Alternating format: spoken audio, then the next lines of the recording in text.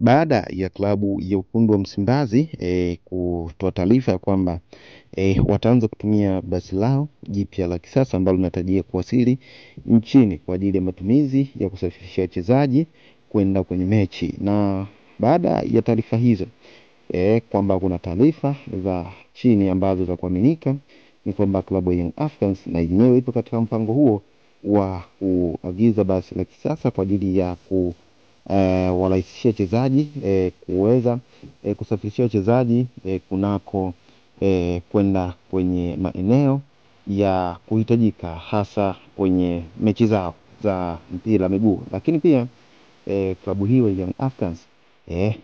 kupitia video clip ambayo imevuja ni kwamba basi hilo tayari limeshapigwa nembo Young Africans kwa ajili ya matumizi rasmi ya klabu hiyo.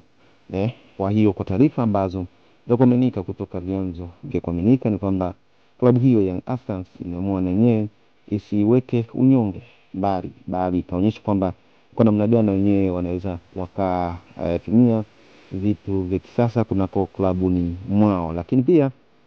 hii ni baada ya klabu ya Azam FC kufanya mapinduzi makubwa hasa katika swala zima la kuwa na uwanja na kuwa na basi la kisasa ambalo linatumika kusafirisha wachezaji. Basi vilabu hivi kulikuwa kuna maneno mengi sana ambapo wadau kadha wa kadha ambao walikuwa wanazungumza kuhusiana na hili ya kwamba inakuja klabu kongwe kama Simba na Yanga zikose kuwa na viwanja binafsi na pia vikose kuwa na usafiri wa kisasa kwa ajili ya kusafirisha wachezaji, ili hali klabu ya Azam FC ya juzi tu hapa. Lakini ukiangalia development yake katika masuala mazima ya facility kwa wachezaji ni kubwa kulinganisha na vilabu hivi ambavyo ni vikongwe, tunaweza kusema hivyo. Lakini baada ya uwekezaji kuwa mkubwa hasa baadhi ya wafanyabiashara kubwa kuwekeza kuna timu hizi, tunaweza kusema kwamba kumeleta mapinduzi makubwa katika mpira football, na tumeanza kuyaona matunda hayo baada ya timu hizi kuonekana kupiga hatua, yani kuwa na progress ambazo ziko wazi, yani kutoka 0 hadi 3, yani kutoka 0, 1, 2 na kuendelea. Kwa hiyo kwa hivyo ambavyo vinafanyika kunako vilabu hivi, naweza kusema kwamba mapinduzi ambayo huenda tusingeyaona kama vilabu hivi vingekuwa na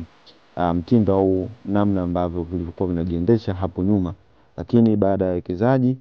kuweza kuwekeza katika timu hizi, basi kumesaidia kurahisisha timu hizi kuweza kufikia tunasema kwamba zile level za kusema kwamba hii timu ni kongwe, basi inakuwa inaakisi kile ambacho kinazungumzwa kulingana na namna ambavyo timu ilivyo